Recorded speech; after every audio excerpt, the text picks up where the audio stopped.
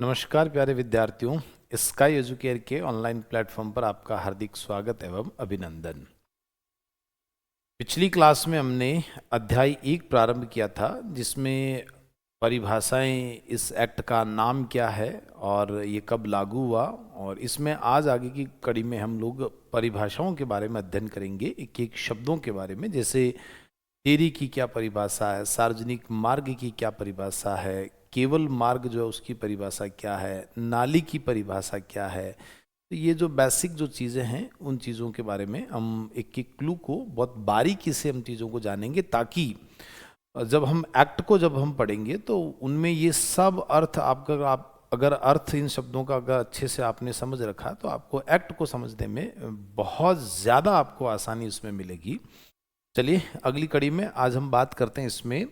जैसे dairy, dairy किसे कहते हैं, कौन सी चीज़ें डेयरी में आती है और कौन सी चीज़ें डेयरी में नहीं आती है। तो दोनों को आपको ध्यान रखना है कि आने वाली चीज़ें कौन सी है और नहीं आने वाली चीज़ें कौन सी, ताकि इससे जब प्रश्न को हम करते हैं जिसमें सत्य के अंदर पूछें तो वो सारे पॉइंट्स आने चाहिए, अगर असत्य में पूछें तो वो भी सारे पॉइंट्स हमें आने चाहिए।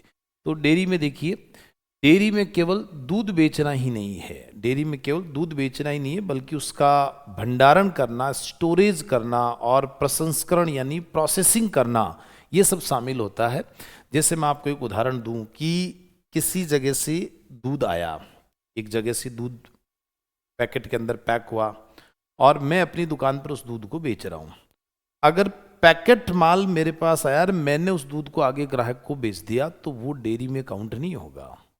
डेयरी का मतलब होता है कि दूध आया, उसका आपने भंडारण किया, फिर प्रोसेसिंग यानी कुछ ना कुछ उसमें चेंजमेंट किया, जैसे उसमें से क्रीम निकाल दी, ठीक है ना, और फिर उसको कई जगह से दूध को मिक्स करके फिर आप अपने हिसाब से उस दूध को बेच रहे हैं, उससे दही बना रहे हैं, उससे पनीर बनाकर बेच रहे हैं। ये सब डेयरी के अंदर काउंट होगा, जिस जगह पर ये सारे काम होते हैं। लेकिन अगर एज इट इज माल तैयार होकर किसी शॉप पर आता है और वहां से शॉपकीपर आगे किसी व्यक्ति को अगर सेल आउट करता है तो वो डेयरी की संख्या में काउंट नहीं होगा। जैसे डेयरी बूथ, एक आपने देखा होगा रोड पर बहुत सारे, जैसे सरस डेयरी लिखा हुआ रहता है, अब वहां पर वो बूथ है, डेयरी नहीं है। डेयरी का एक क्या है, बूथ है, वो एक शॉप है जहां से पैकेट में दूध पैक होकर आता है, वहां से वो किसी को सेल आउट करता, तो वो डेयरी की संख्या में काउंट नहीं होगा। ये आपको विशेष करके ध्यान रखना है। अब देखिए कौन कौन सी चीजें डेयरी में आती है। जैसे मैंने अभी थोड़ी देर पहले कहा कि प्रसंस्करण करना, यानी इसका मतलब होता है प्रोसेसिंग। तो प्रसंस्करण का मतलब है प्रोसेसिंग, यानी दूध आया, उसको प्रोसेस में लाकर आपने उसमें से क्रीम निकाल कर फिर आपने उसको बेच दिया, तो ये कुछ ना कुछ आपने प्रोसेसिंग किया, उससे कुछ नई चीज़ें आपने और बना दी, है ना। दूध का जहाँ जिस जगह आपने बहुत जगह से दूध को इकट्ठा किया और एक जगह उसका भंडारण कर दिया, जैसे उदाहरण के तौर पर ऐसा कोई फार्म, पशुशाला, गौशाला, दुग्ध भंडार और दूध की दुकान, यानी ऐसा कोई फार्म है जहाँ पर बहुत सारे पशु बनते हैं और वहाँ से फिर आपने दूध को इकट्ठा किया, फिर जैसे भंडारण कर दिया दूध का, फिर उस दूध को आप सेल आउट के लिए कहीं आगे लेकर जा रहे हैं, तो वो फिर डेयरी में काउंट होगा। जैसे उदाहरण के तौर पर हम बात करते हैं पशुशाला, जैसे इसमें पशुओं के रहने के लिए जो शाला होती है, पशुशाला हो गई। उसके अलावा जैसे गौशाला, हम जानते हैं हजार हजार, दो दो, पाँच पाँच, दस दस हजार गायें होती हैं, उनमें से 10,000 गाय में से 5,000 गाय दूध देती है, तो वहाँ दूध का स्टोरेज होता है, फिर वो प्रोसेसिंग में वहाँ से उसकी क्रीम भी निकाली जाती है, उससे कई गौशाला से बहुत अच्छा अच्छा घी आता है, तो वो डेयरी के अंदर क्या होगा, काउंट होगा। उसके अलावा दुग्ध का भंडार, मैंने कहा ना कि बहुत जगह से दूध आया, आपने एक जगह भंडारण किया उसका। उसके अलावा दूध की दुकान, भाई वही भंडारण नहीं, एक दुकान है जहाँ से बहुत जगह से आपने दूध लाकर, और फिर वही भंडारण वाली बात है, वहाँ से आप दूध केवल दूध वहाँ मिलता है, तो वहाँ पर अलग अलग टाइप का दूध मिलेगा। क्रीम वाला जो दूध है, गाढ़ा दूध है, वो मिलेगा, विदाउट क्रीम वाला मिलेगा। ये जो संगनित जो चीज़ें उसके अंतर्गत मिलती है, तो इन सबको डेयरी कहा जाता है और विक्रय के लिए दूध की आपूर्ति की जाती है। भाई ये जैसे गाय की हमने एक फोटो बनी हुई जानवर की बताई कि यहाँ से दूध इकट्ठा होता है, फिर वो दूध सेल आउट के लिए जाता है, तो विक्रय के लिए दूध की आपूर्ति जहाँ से की जाती है। जबकि मैंने अभी थोड़ी देर पहले कहा कि पैकेट में दूध आया और फिर आप उसको बेच रहे हैं, तो वो डेयरी में काउंट नहीं होगा। तो यहाँ से आप दूध बेच रहे हो, है ना, जैसे चाहे गाड़ी से आप दूध माल भेज रहे हो, यहाँ से आपका दूध इकट्ठा हुआ तो वो डेयरी में काउंट होगा। विक्रय के लिए, अब बेचने के लिए आप उस दूध के लिए विनिर्माण यानी उस दूध को कुछ ना कुछ उससे चीज़ें तैयार कर रहे हो। जैसे मैंने अभी थोड़ी देर पहले बताया, जैसे आप घी निकाल रहे हो तो मक्खन हो गया, है ना, ठीक है ना। एक तो जैसे घी और मक्खन, मक्खन तो हो गया जो लिक्विड फॉर्म में नहीं होता है, और बिल्कुल लिक्विड में हो गया वो घी हो गया, तो तरल पदार्थ के रूप में वो घी आ गया। मक्खन यानी बटर जो होता है हमारा, वो पैकेट में पैक होकर जाता है। जैसे होटल्स वगैरह में हम जाते हैं खाना खाते तो रोटी लेते हैं विथ बटर लेते हैं, तो उसमें वो बटर होता है सीधा एकदम एकदम ठोस पदार्थ की तरह होता है। फिर उसको आप गर्म चीज़ रोटी पे लगाओगे तो वो पिघलेगा उस पर, और फिर आप उसका प्रयोग कर सकते हैं। घी लिक्विड फॉर्म में आता है, आप जानते ही हैं। पनीर बनता है, दही बनता है। जिस जगह ये बनता है, जिस जगह ये तैयार होता है, उसे भी हम क्या बोलेंगे? डेयरी बोलेंगे। ये सारा आइटम जहां तैयार होता है उसे क्या बोलेंगे? डेयरी बोलेंगे। फिर उसके साथ साथ ही देखिए एक एग्जाम्पल है कि जैसे कोई एक हलवाई है जो बाहर से क्या करता है? दूध मंगवाता है, और बाहर से दूध मंगाकर वो हलवाई उस दूध को मंगाकर पनीर बनाता है, मावा बनाता है, और उसी स्थान को जिस जगह पनीर और मावा बनाता उसी जगह को क्या कहते हैं? डेयरी कहते हैं। जैसे एक एग्जाम्पल के तौर पर आपको समझाएं कि एक हलवाई जो बाहर से दूध मंगाकर मावा या पनीर बनाकर बेचता है, जिस जगह पर वो काम करता है वही डेयरी की श्रेणी में आएगा, क्योंकि वहाँ दूध का विनिर्माण का मतलब जैसे अंग्रेजी में उसको मैन्युफैक्चर कहते हैं, वहाँ पर वो चीज़ दूध का विनिर्माण हो रहा, कुछ न कुछ उस दूध से मैन्युफैक्चर हो रहा, जैसे वहाँ पर उससे मावा बन रहा है, पनीर बन रहा है, जिस स्थान पर बन रहा है वही डेयरी कहलाता है। केवल पैकेट में जहाँ से पनीर और मावा बनकर आया एज इट इज आपने बेच दिया जिस शॉप से, वो जगह डेयरी नहीं कहलाएगी। अब जैसे इसमें मिल्क में देखिए, जैसे सूखा शुष्क जो होता है, विसंक्रमित संगनित या टॉन्ड दूध। देखिए इसकी थोड़ी सी हम आगे परिभाषा देख लेते हैं। जैसे उदाहरण के तौर पर देखिए, यहाँ देखिए एक एक चीज़ों को थोड़ा सा आपको डिटेल में समझा देते हैं। संगनित दूध क्या होता है? साधारण दूध में लगभग 87% पानी होता है। जैसे सिंपल सा जो हमारा दूध होता है 87% उसमें पानी होता है। जब इस दूध को बहुत उच्च तापमान पर गर्म किया जाता है तो इसका अधिकांश भाग भाप बनकर उड़ जाता है, और पानी निकलने के बाद जो गाढ़ा जो मलाईदार हिस्सा जो बच जाता है उसे ही क्या कहते हैं? संगनित दूध कहते हैं। कि छोटी सी बात है कि जो गाढ़ा दूध बचता, 1 किलो दूध है, आपने उसको इतना गर्म किया कि लास्ट में जाकर वो पाव भर दूध बच जाता है, यानी वो पानी जितना है वो सब उसमें उड़ जाता है, और केवल एकदम गाढ़ा गाढ़ा दूध जिस पर मलाई आ जाती है उसी को क्या कहते हैं? संगनित दूध कहते हैं। तो उसी से तो फिर क्या बनता है? मावा बनता है। इसीलिए मावा क्या होता है? महंगा होता है, क्योंकि दूध को कहते हैं ना रड़ा कर एकदम तैयार करके, है ना, और फिर उस जगह से फिर उस दूध से कुछ ना कुछ आइटम, क्योंकि संगनित दूध का मतलब है कि इतने आपने 1 किलो दूध में से आपने 1.25 किलो दूध को तो उड़ा दिया, है ना, आपने उसको गर्म करके, और उसमें से दूध जो पानी था वो सब उसमें से उड़ चुका। अब केवल गाढ़ा दूध जो बच गया उसमें मलाई आ गई, वो क्या कहलाता है? संगनित दूध होता है। तो ये उससे कुछ ना कुछ उससे क्या आइटम तैयार किया जाएगा, इसीलिए उस जगह को भी क्या कहते हैं? डेयरी कहते हैं। तो ये कुछ शब्द हैं जिनकी परिभाषाएं आपको आनी चाहिए कि संगनित दूध किसे कहा जाता है। छोटी सी बात है, दूध को जिसमें 87% पानी होता है उसको गर्म करके उसमें भाप बन के वो पानी सब उड़ जाता है, केवल गाढ़ा दूध जो पीछे बच जाता है उसी को संगनित दूध कहते हैं। उससे कुछ ना कुछ आप नया आइटम बनाएंगे तो कुछ ना कुछ मैन्युफैक्चर होगा, विनिर्माण होता है, वही जगह क्या कहलाती है? डेयरी कहलाती है। इसीलिए भी हलवाई वाला एग्जाम्पल आपको बताया था। जैसे अगला है विसंक्रमित दूध, है ना, जिसे उच्च तापमान पे गर्म करके पूरी तरीके से कीटाणु मुक्त बनाया जाता है ताकि वह बिना फ्रिज के लंबे समय तक क्या रह सके? सुरक्षित रह सके। क्योंकि जब दूध निकलता है तो उसमें बहुत सारे उसमें देखिए कीटाणु होते हैं, और जब उसको गर्म करते हैं तो सारे कीटाणु उसमें क्या हो जाते हैं? नष्ट हो जाते हैं, कीटाणु मर जाते हैं। अब वो दूध बिना कीटाणु यानी कीटाणु रहित है। अब भले ही उसको आप 5 दिन 10 दिन आप जैसे पैकेट में पैक करके भी उसको सेल आउट कर रहे हैं, 10 दिन भी अगर चल रहा है तो वो दूध खराब नहीं होता है। तो ये जो प्रोसेसिंग जहाँ पर होती है कि दूध को गर्म करना, उनके सारे कीटाणु मर जाते हैं, क्योंकि दूध उड़ता भी तो है, उसमें से पानी होता है वो सब उड़ जाता है उसमें, उसके साथ साथ वो कीटाणु भी मर जाते हैं। अब वो दूध विसंक्रमित दूध हो गया, और उससे मान लीजिए आपने मावा तैयार नहीं किया, कुछ तैयार नहीं किया, और उसी को आपने थैली में पैक करके और फिर बेचने के लिए छोड़ दिया, और मान लीजिए वो 5 दिन भी चलता है, 4 दिन भी चलता है, तो वो दूध खराब नहीं होगा। वह दूध क्या कहलाता है? विसंक्रमित दूध कहलाता है। तो देखिए ये भी किस में आएगा? डेयरी की परिभाषा में आएगा। टोंड दूध क्या होता है? जो वसा की मात्रा को घटाकर तैयार किया जाता है, हल्का दूध जो होता है, जैसे फॉर एग्जाम्पल कि कुछ लोग होते हैं जो मीठा कम खाते हैं, जिनको शुगर होती है ना, वो टोंड दूध लेते हैं। टोंड दूध में यही होता है कि उसमें फैट निकाल दिया जाता है, उसमें से क्रीम जो है वो बाहर निकाल दी जाती है, जिसके कारण क्या होता है कि उनको फैट की कई लोगों को प्रॉब्लम रहती है कि भाई हमें ये नहीं चाहिए, तो बस विदाउट फैट के लिए जो दूध आता है उसको क्या कहा जाता है? टोंड दूध कहा जाता है। तो देखिए संगनित, विसंक्रमित, टोंड दूध और सूखा है ना, जिसमें पाउडर के रूप में आता है, उस चीज को सूखा दूध कहा जाता है। तो ये एक डेयरी की परिभाषा में आता है। तो हमने जैसे ये सब चीजें जानी कि संगनित, विसंक्रमित, शुष्क यानी टोंड दूध जो होता है, ये सब चीज़ें क्या होती है, ये सब चीज़ों का जो प्रोसेसिंग होता है वो सब क्या कहलाता है?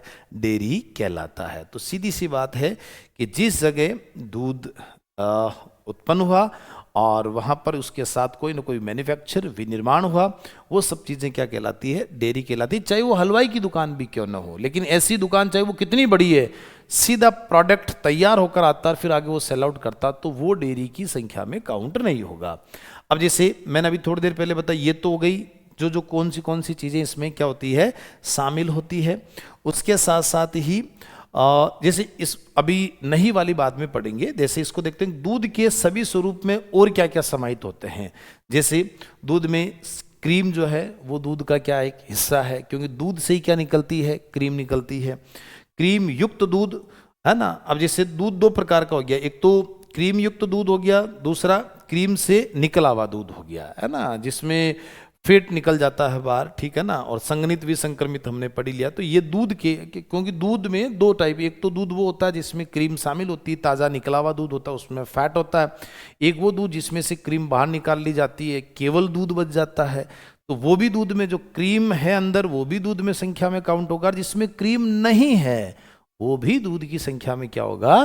काउंट होगा। तो देखिए ये जो दूध है, इसमें ऊपर जो आपको दिखाई दे रही है, ये आपको देखो क्रीम दिखाई दे रही है, तो ये भी दूध की संख्या में क्या होगा? काउंट होगा। अब देखिएगा कौन सी चीजें डेयरी में शामिल नहीं है। जैसे मैंने आपको बता दिया, सरस बूथ एक जगह है, सरस डेयरी लगी हुई है, और वहाँ पर दूध पैकेट में आपको मिल रहा है, आप वहाँ से 1 केजी दूध लेकर आए, तो वो आप डेयरी की संख्या में काउंट नहीं होगा। और क्या नहीं है? वात रक्षित रूप में, यानी वात रक्षित यानी बंद, है ना, बंद डब्बा जो बंद, और बिना खुले पात्रों में, कोई खुला पात्र में नहीं है, मतलब पैक होता, डब्बे में पैक होता, उसे मूल स्थिति में ही विक्रय करना। मैंने अभी कहा ना कि डेयरी बूथ पर एक वात रक्षित यानी एक डब्बे के अंदर क्या होता है? पैक होता है। ये देखो ये डब्बा बना हुआ, इसके अंदर दूध यानी एक पैकेट थैली होती है, उसमें दूध फिक्स रहता है। और बिना खुले पात्र में नहीं होता, फिक्स पैकेट से पैक होकर आया और वहाँ आगे किसी स्थान पर बेच देते हैं, विक्रय कर देते हैं, तो वो इसमें सम्मिलित नहीं होगा। चाहे कितनी बड़ी दुकान हो, रोज का भले 1 लाख लीटर दूध सेल करते हैं, लेकिन वो डेयरी के अंदर काउंट नहीं होगा। ठीक है, चलिए, तो हमने डेयरी की परिभाषा जानी, उसमें टोंड दूध, विसंक्रमित दूध और संगनित दूध, इन सब के बारे में डिटेल से हमने एक एक चीजों को समझा।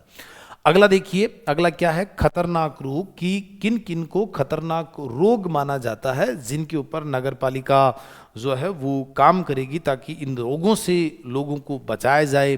किस किस प्रकार से ये रोग उत्पन्न होते हैं, उनके बचाव के लिए नगर पालिका क्या करे, कार्य करे। लेकिन ध्यान रहे, इन खतरनाक रोगों में 2 रोग जैसे बड़े हैं, एक तो एड्स है और एक कैंसर है। बहुत बड़े रोग हैं, लेकिन ये खतरनाक रोग की संख्या में काउंट नहीं है। ये देखिए, कैंसर एक ऐसी चीज़ होती है जो बॉडी में कोई ना कोई एक पार्ट में कोई ना कोई प्रॉब्लम होती है, वो फिर ऑटोमेटिक स्वतः ही उस चीज़ से गांठ बनती है। वो प्रॉब्लम एक बड़ा ऐसा बीमारी है जिसका कोई प्रॉपर इलाज नहीं मिल पाता। और एड्स हैं जो इसके बचाव ही एक साधन है, उपचार है। तो इन चीज़ों के लिए तो ये बीमारियां बड़ी है, लेकिन ये ध्यान रहे जो खतरनाक रोग की जो परिभाषा है उसमें ये बीमारियां शामिल नहीं है। ये आपको देखिए, मैंने कक्षा प्रारंभ होते ही आपको ये चीज बताई थी कि आपको पॉजिटिव और नेगेटिव दोनों चीजों का ध्यान रखना है कि कौन सी चीजें सम्मिलित है कौन सी नहीं है, जिससे सत्य और असत्य का जो प्रश्न जब आता तो छंटनी करने में बड़ी आपकी आसानी सी रहती है। तो ध्यान रहे, एड्स और कैंसर ये इसमें शामिल नहीं होंगे, इनका आपको विशेष करके ध्यान रखना। एक तो ये अपनी नोटबुक में इसको ऐड कर ले। अब जैसे एक छोटे छोटे से आप इन रोगों के बारे में आपने समझ रखा है, साइंस का पार्ट है, बस केवल हमें रोगों के नाम जानने हैं कि किनको नगर पालिका एक्ट के तहत खतरनाक रोग माना गया, जिनके तहत नगर पालिका उनके बचाव के लिए जो कार्य करेगी ताकि उनके लिए ये रोग लोगों को ना लगे। जैसे एक छोटा सा एग्जाम्पल है हैजा, है ना। अब हैजा आपको पता ही है, पानी से होने वाला रोग है। पानी में जो टंकी होती है उसमें गंदा जो पानी मतलब टंकी बराबर साफ नहीं हुई, उसमें कुछ मच्छर वगैरह उसमें पनप गए, कुछ कीटाणु उसमें पनप गए, और उसके कारण अगर लोग उसको पानी को पीते हैं फिर उससे हैजा नामक बीमारी हो जाती है। तो क्यों ने जो शहरीकरण में जो नगर पालिका है उनकी टंकियों की बिल्कुल साफ सफाई करके उनको तैयार करके दे, महीने में 2 बार उनकी क्या हो सफाई हो। पानी अगर स्वच्छ और साफ आएगा, लोग पिएंगे तो हैजा होगा ही नहीं। आज लगभग भारत से हैजे की बीमारी खत्म हो चुकी है, बीमारी नहीं है। ये इसलिए नहीं है क्योंकि प्रॉपर उस पर वर्क होता है। इनको खतरनाक रोग में शामिल कर रखा कि ये रोग पानी गंदा पीने से लोगों के लिए होता है। तो पानी के लिए क्या करें कि जिस टंकी से मोहल्ले के अंदर पानी की सप्लाई होती है उस टंकी को महीने में 2 बार कम से कम साफ करें, या 1 महीने में 1 बार उसको साफ करें। ऐसे नियम बनाने चाहिए जिससे ये बीमारियां हटे। प्लेग चूहों से फैलने वाली बीमारी है, तो उनको ख़त्म करने के लिए कुछ न कुछ ऐसे काम करने, लोगों को जागरूक करना, ऐसी दवाइयाँ बतानी है जिसके कारण वो चीज़ बीमारी ख़त्म हो जाए। चेचक आप जानते हैं, स्मॉल पॉक्स होता है, जो माताजी जो निकल जाते हैं तो उसमें इस प्रकार की जो बीमारी होती है। तो इसमें स्मॉल पॉक्स में क्या होता है कि कुछ न कुछ आजकल ऐसे टीके आते हैं, तो वो जगह जगह लोगों को उसके लिए आकर्षित करें, लोगों को उनके लिए मोटिवेट करें, ऐड लगाएं, और जिसके कारण इन बीमारियों से बचा जा सके। उसके अलावा जिसकी प्रमस्तिष्क की सुषुम्नावरण, जो शोथ, डिप्थीरिया, जो ये रोग है, इनके लिए लोगों के लिए टीके लगवाएं, लोगों को टीके लगाने के लिए जागरूक करें ताकि ये बीमारियां लोगों को ना फैलें। उसके अलावा कुष्ठ रोग आप जानते ही हो, जो चर्म रोग जो होता है, क्षय, जो टीबी, पहले टीबी का इलाज नहीं होता था। टीबी एक जने को घर में हो गई तो वो बीमारी घर में सब लोगों को हो जाती थी और फेफड़े, लंग्स खराब हो जाते थे। तो इसके कारण लोग इस बीमारी से बहुत ज़्यादा प्रभावित थे। अब इसके भी टीके लगने लग गए, इसके इलाज आ गया, तो लोगों को इसके थोड़े उसके सिम्टम्स कैसे होते हैं इसके लिए ऐड लगाया जाए ताकि लोगों को लगते है कि भाई मुझे खांसी हो रही थी, टीबी के सिम्टम्स आ रहे हैं, तुरंत डॉक्टर के पास जाकर उसका क्या कराएं, इलाज कराएं। तो इसके लिए कार्य करना। तो कुष्ठ रोग हो गया, टीबी रोग हो गया, मस्तिष्क कलासूत्र, इन्फ्लुएंजा, जो पोलियो है, पोलियो को आप जानते हो, पोलियो के क्या लगते हैं, टीके लगते हैं। पोलियो लगभग भारत से अब मुक्त हो गया और कुछ होने वाला ही है, थोड़ा बहुत अगर कुछ बचा है, कुछ अंश वापस अगर उत्पन्न हो रहे हैं, तो इससे विकलांगता लोगों में ना हो, तो घर घर जाकर बच्चों को उसकी दवाई पिलाए पोलियो की। तो इसके लिए पूरा का पूरा वर्क करना, तो ये इसमें खतरनाक रोगों की श्रेणी में शामिल। हालांकि ये साइंस का पार्ट है, तो इसलिए आपको रोगों के बारे में जानना थी कि एक रोग कैसे होता है, क्या होता है, वो साइंस का पार्ट है। हमें इतना ध्यान रखना कि खतरनाक रोगों को नगर पालिका एक्ट में किन किन को शामिल किया गया ताकि इनकी बचाव के लिए ये संस्थाएं अच्छे से कार्य कर सके, ताकि लोग इनसे सुरक्षित बच सके। कैसे करके, जैसे आपको उदाहरण कि इनके अलावा भी और भी कोई अगर खतरनाक रोग में किसी रोग को शामिल करना जिससे लोगों को बचाया जा सके, लोग उससे ज़्यादा प्रभावित हो, वो राज्य सरकार कर सकती है। ध्यान रहे, कौन कर सकती है? राज्य सरकार कर सकती है। जैसे वर्ष 2020 में कोविड-19 आया था, कोरोना जो बीमारी आई थी, इसके कारण इसको भी खतरनाक रोग में शामिल किया गया, जिससे नगर पालिका जो संस्थाएं होती, जो शहरीकरण में जैसे जिसकी 20,000 से 1 लाख तक जनसंख्या, वहाँ नगर पालिका 1 लाख से 5 लाख तक, नगर परिषद है 5 लाख से अधिक होते, नगर निगम है, ये जो संस्थाएं जो हैं इन खतरनाक रोगों के बचाव के लिए पूरा कार्य करती है। लोगों के लिए साफ, सबसे बड़ी है कि साफ सफाई रखना, गंदगी नहीं रखना, जिससे लोग इनसे बचे जा सके, और इन खतरनाक लोगों से प्रभावित पीड़ितों के इलाज के लिए कार्य करना, उनके लिए भोजन नहीं, भूखे हैं तो भोजन की व्यवस्था करना। तो देखिए, एक तो ये ध्यान रखना कि राज्य सरकार द्वारा घोषित कोई भी महामारी, तो घोषित कौन करेगी? राज्य सरकार घोषित करेगी इस बीमारी को। उदाहरण जैसे कोविड-19 2020 में ये जो बीमारी आई थी इसको घोषित किया। तो इन रोगों के अलावा और किसी महामारी को, बीमारी को इसमें खतरनाक रोग में जो डेंजरस डिजीज है उसमें काउंटिंग करना तो राज्य सरकार ही ऐसा कर सकती है। तो ये खतरनाक रोग की हमने परिभाषा को समझा। ठीक है, आगे देखिए डिस्पोजल क्या होता है, वयन जो है डिस्पोजल ये क्या होता है, इसको हम थोड़ा सा बारीकी से हम समझेंगे। कुछ ये ऐसे वर्ड्स जो होते हैं जिनके अर्थ जो है ना वो डायरेक्टली समझ में नहीं आते हैं, कुछ एग्जाम्पल्स हम इनको चीज़ें को जानते हैं। जैसे मैं एक एग्जाम्पल आपको समझाता हूँ कि जैसे यह कचरा प्रबंधन की अंतिम कड़ी है। व्यन का अर्थ केवल कचरा फेंकना ही नहीं बल्कि उसे इस तरह से नष्ट करना है, जो कचरा होता है उसको इस तरीके से क्या करना है, नष्ट करना कि वह सतही जल जैसे नदियाँ, तालाबों, अधोमृदा जल यानी ग्राउंड वाटर, जो से जगह होती है ग्राउंड वाटर यानी पानी आता है, गंदा पानी बहकर वो कहीं ना कहीं तो ज़मीन में रिसाव करता है। फिर हम वहाँ से अगर ट्यूबवेल खोदते हैं, हैंडपम्प खोदते हैं तो पानी तो वही आएगा ग्राउंड वाटर का। तो गंदा पानी ग्राउंड वाटर खराब ना करे, जो ज़मीन का पानी है उसके अंदर, जैसे फॉर एग्जाम्पल कि हम एक उदाहरण के तौर की जैसे कोई कारखाना है वहाँ से अगर गंदा पानी, मिनरल्स मिले हुए खतरनाक, उसमें कुछ ना कुछ दवाइयाँ, केमिकल मिले हुए हैं और वो पानी अगर जा रहा है फिर कहीं ना कहीं तो वो ज़मीन के अंदर ग्राउंड वाटर के अंदर जाकर मिल जाता नीचे। अब जब हम पानी नीचे से जब निकालते हैं, जब ट्यूबवेल के माध्यम से जब पानी निकलता है तो फिर तो ग्राउंड वाटर में वो अगर केमिकल्स मिल गए तो फिर तो कहीं ना कहीं तो बीमारियां उत्पन्न होने की संभावना रहती है। तो उस कचरे का क्या करना, रिसाइकलिंग करना, कंपोस्टिंग की प्रक्रियाएं करके रिसाइकलिंग करके उस कचरे में से, उसमें से जितने भी वो जो कचरा है उस कचरे के अंदर से जितनी चीज़ें काम वापस आ सकती है, उसके केमिकल है उन सबको बाहर निकालना, ताकि वो जो पानी है वो अगर ग्राउंड वाटर में जाए तो पानी शुद्ध पानी ही जाए, उसमें जितने भी केमिकल मिले हैं वो उसके अंदर ना जाए।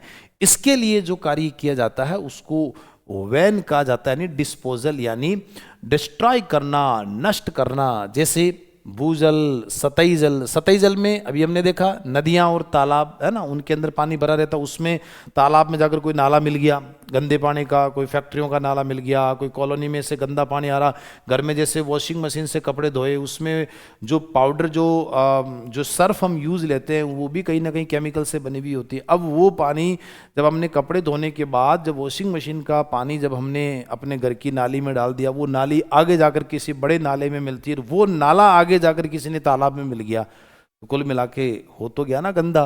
तो इसलिए उस पानी को पहले ही डिस्पोजल कर देना जिससे सतही जल क्या ना हो, खराब न हो। वायु का संदूषण निवारित करना कि जो वायु है, वायु के अंदर कोई जहरीली गैस वगैरह मिल रही है, वायु खराब हो रही है, तो उसके लिए कार्य करना, कुछ ऐसी दवाइयों का छिड़काव करना जिससे लोग उस वायु को शुद्ध किया जा सके, जिससे लोगों को वायु जब सांस लेते हैं तो उसमें उनको किसी प्रकार की प्रॉब्लम ना हो।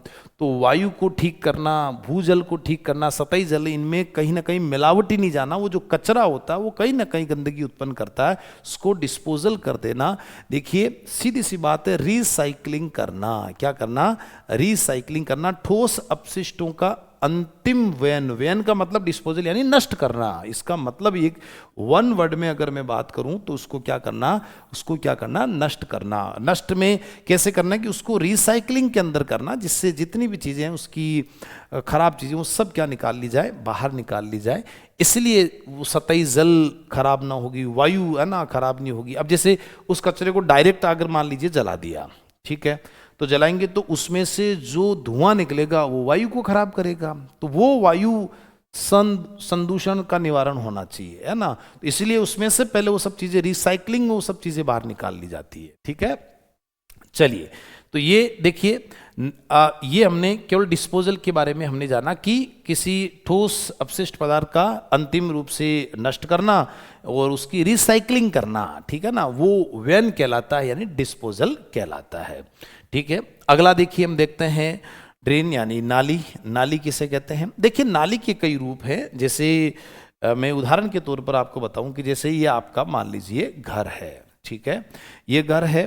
अब इस घर में जैसे मान लीजिए ये आपका एक नल है जिसमें पानी आ रहा है। अब इस नल के लिए एक पाइपलाइन बिछी हुई है आपके घर पे, ये सामने सड़क है, इसके बीच में मान लीजिए ये पाइपलाइन आ रही है और ये पानी आ रहा। अब ये मान लीजिए जमीन के 3 मीटर नीचे दबी हुई है पाइपलाइन है जिससे पानी आ रहा है, तो वो पाइपलाइन भी क्या कहलाएगी? नाली कहलाएगी। अब आपने पानी का उपयोग किया, अब इसमें से गंदा पानी आपका इधर से एक खुली नाली में जा रहा है, तब ये भी क्या कहलाएगी? नाली कहलाएगी। आपके घर में वॉशरूम है और वहाँ से जो पानी जा रहा है, सेप्टी टैंक का पानी जा रहा है, सीवरेज का जो पानी जा रहा है, जिस पाइप में जा रहा है, वो भी क्या कहलाएगा? नाली कहलाएगा। तो नाली का मतलब आप ये ना समझें कि नाली मतलब केवल घर के बाहर एक खुले रूप में जो पानी जा रहा है उसको नाली कहते हैं, नहीं। पाइप भी चाहे जमीन में 6 मीटर दबा हुआ, 3 मीटर दबा हुआ, चाहे 1 मीटर, चाहे 10 मीटर, जितना भी नीचे दबा हुआ है, वो जिसमें से पानी का आदान और प्रदान होता, चाहे वो स्वच्छ हो चाहे वो गंदा पानी हो, सब किसके रूप में काउंट होगा? नाली में ही काउंट होगा। तो ये विशेष करके आपको ध्यान रखना कि नाली किसे कहते हैं। आपके घर में जिस पाइपलाइन से पानी आ रहा है वो पाइपलाइन भी नाली है। आपके घर से गंदा पानी जिस पाइपलाइन से बाहर जा रहा है, जिस पाइप से बाहर जा रहा है, वो भी नाली है। चाहे वो खुले रूप में पानी जा रहा, नहाने धोने का पानी भी बाहर जा रहा, वो भी क्या कहलाएगा? नाली ही कहलाएगा। तो देख लीजिए, नाली केवल एक खुला नाला नहीं है, साफ लिखा खुला नाला नहीं है। जैसे ट्रैप्स और सिंक, अभी हम ट्रैप्स और सिंक के बारे में करते हैं। देखिए ट्रैप्स क्या कहते हैं? वे मुड़े हुए पाइप होते हैं जो गंदी गैसों को वापस आने से, जैसे घर में हमारा जो वॉशरूम होता है उसके अंदर उसमें जो उसको अपन उपयोग करते हैं, उसमें से जो गैस पाइप आपको पता है एक अलग से होता है, जिससे क्या होता है कि गैस पाइप होता है, उस गैस पाइप को जैसे उस वॉशरूम से क्या होता है कि ऐसे बाहर निकाल दिया जाता है, जिससे गंदी गैस होती है वो बाहर चली जाती है। जिससे क्या हो कि मुड़ावा पाइप होता है। अब जैसे ये मैं आपको, जैसे ये देखो, ये चित्र आपके सामने बना, ट्रैप्स किसे कहते हैं? इसमें ट्रैप्स में देखिए क्या है कि जैसे ये शीट है जहां जो व्यक्ति वॉशरूम के लिए उपयोग करता है। अब देखिए इसमें क्या होता है कि जैसे ये एक पाइप है इसमें से, या ये गैस पाइप है, देखो ये ऊपर, देखिए ये ऊपर एक गैस पाइप बना हुआ है, देखो ये मुड़ावा गैस एक पाइप है कि यहां से बाहर गया और वो गैस जो बाहर चली गई, जिससे वापस अंदर गैस ना आए, वो एकदम पाइप ऐसे मोड़ दिया और बाहर चली गई, तो वापस वो हवा मुड़कर अंदर नहीं आ सकती। तो जो बाहर निकलने का जो पाइप होता है उसे क्या कहते हैं? ट्रैप्स कहा जाता है। घर के अंदर जो हमारा वॉशरूम होता है उसमें एक ऐसा गैस पाइपलाइन करते हैं ताकि गंदी गैस बाहर चली जाए, उसके लिए भी जो पाइप बना हुआ होता है वो भी नाली कहलाता है। वो भी क्या कहलाता है? नाली की संख्या में क्या होता है? काउंट होता है। तो देखिए ट्रैप्स वे मुड़े हुए पाइप होते हैं जो गंदी गैसों को वापस घर में आने से रोकते हैं, ताकि वो गैस जब बाहर निकल जाती है ताकि वो वापस उसके अंदर नहीं आएगी। अगर अंदर आएगी तो फिर वही बात है, अगर रूम लेट बात अटैच रूम है तो वो फिर अंदर प्रॉब्लम क्रिएट करती है लोगों को। ताकि निकासी ऐसी बाहर होनी चाहिए ताकि उससे प्रॉब्लम किसी लोगों को नहीं हो। और नगर पालिका की अनुमति के बिना किसी भी निजी नाली को सार्वजनिक नाले से जोड़ना अपराध की श्रेणी में आएगा। निजी नाली को सार्वजनिक नाली है, कोई इसमें स्वच्छ पानी जा रहा है, आपने अपने वॉशरूम की नाली उसमें ऐड कर दी, ये गलत है, क्योंकि वो पानी साफ जा रहा है, एक जगह इकट्ठा हो रहा है, ठीक है ना, जिससे उनको लग रहा है कि वजह से रिसाइकलिंग करने की जरूरत नहीं है। लेकिन आपने अपने गंदे वॉशरूम की नाली उसमें ऐड कर दी, या आपकी निजी यानी आपके घर की नाली है, आपने बिना परमिशन के वो ऐड कर दी, तो वो फिर आप अपराध की श्रेणी में काउंट होंगे। इसीलिए तो ये शब्द डाले गए हैं कि भाई कहाँ नगर पालिका वहाँ पर ये कहेगी कि बिना आप हमारी परमिशन के कैसे कर सकते हैं, हमें इस पानी को रिसाइकलिंग करना ही नहीं है, हमें स्वच्छ पानी आ रहा है ना, नहाने धोने का ही पानी आ रहा है, इसमें इतना कुछ गंदा आ ही नहीं रहा, आपने गंदा पानी इसमें डाल दिया, तो वो कहीं ना कहीं प्रॉब्लम क्रिएट हो जाएगी। तो ये ध्यान रखना कि जो नाली जो होती है, इसमें नाली के अंदर जैसे ट्रैप्स जो चीज़ें होती है, देखिए तो इसमें ये ट्रैप्स का मतलब होता है ये जो पाइप होता है, देखो ये जो मुड़ा हुआ पाइप यहाँ से जा रहा है, यहाँ से भी गैस पाइप बना सकते हैं, ये यहाँ से भी बना सकते हैं, इसको ट्रैप्स कहा जाता है, ठीक है।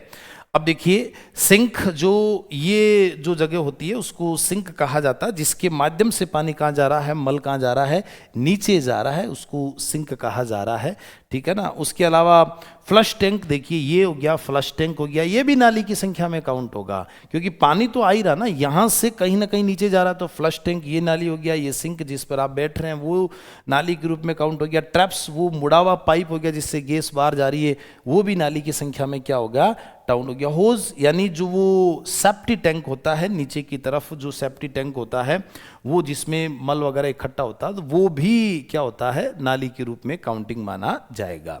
ठीक है।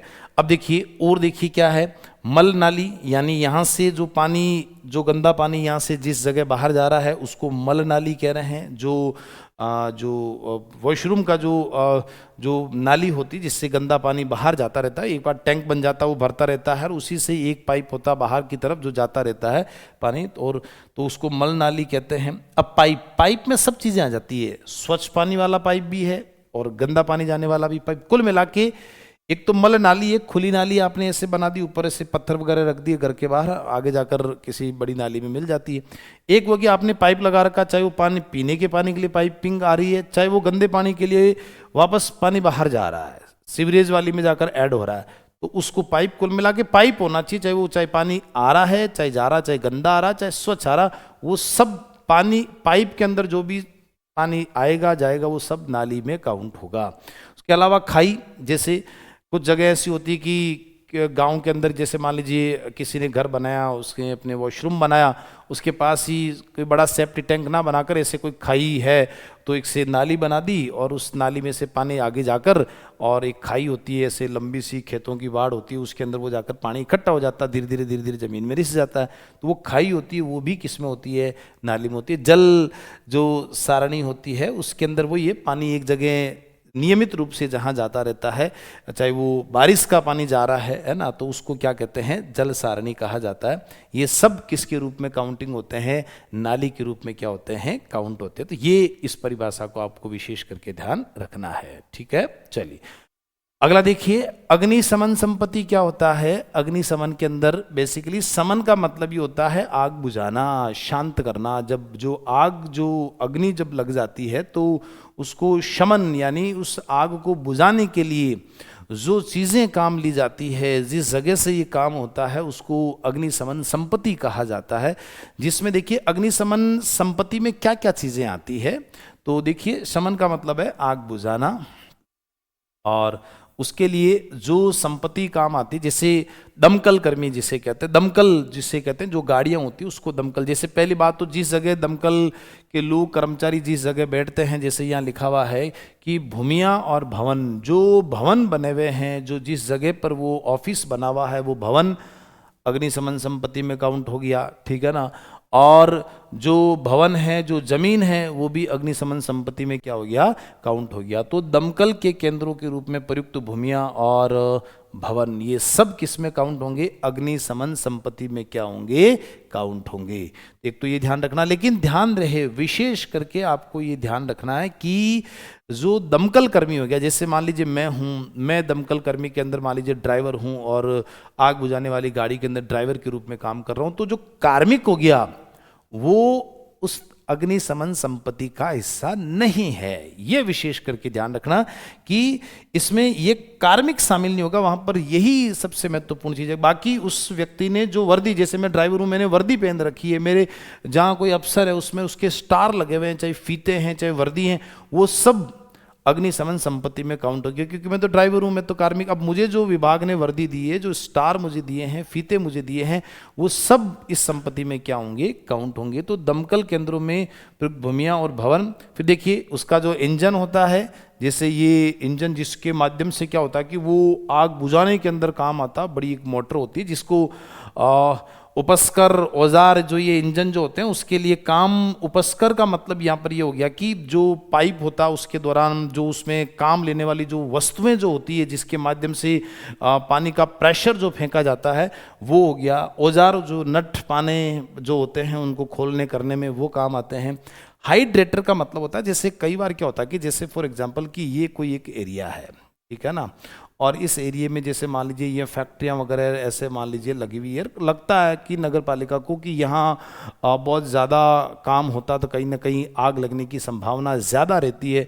तो यहाँ पर किनारे के ऊपर जैसे क्या होता है कि ऐसे बड़े बड़े पाइप लगा दिए जाते हैं, नीचे पहले गाड़ दिए जाते हैं कि अचानक कहीं आग लग जाती किसी भी फैक्ट्री में तो वहाँ से गाड़ी लाने की ज़रूरत नहीं है। यहाँ बड़े बड़े पहले से पाइप गड़े हुए रहते हैं, उनमें सीधा पानी आगे से एक्यूप्रेशर से वहीं से ही डाल दिया जाता है और उन पाइपों को खोलकर और स्पीडली पानी फेंककर यहाँ पर आग को बुझाया जा सकता। तो ज़मीन में गड़े हुए जो पाइप होते हैं उनको खोला लॉक को और वहीं पर पानी एक्यूप्रेशर के साथ आपको उपलब्ध हो जाएगा।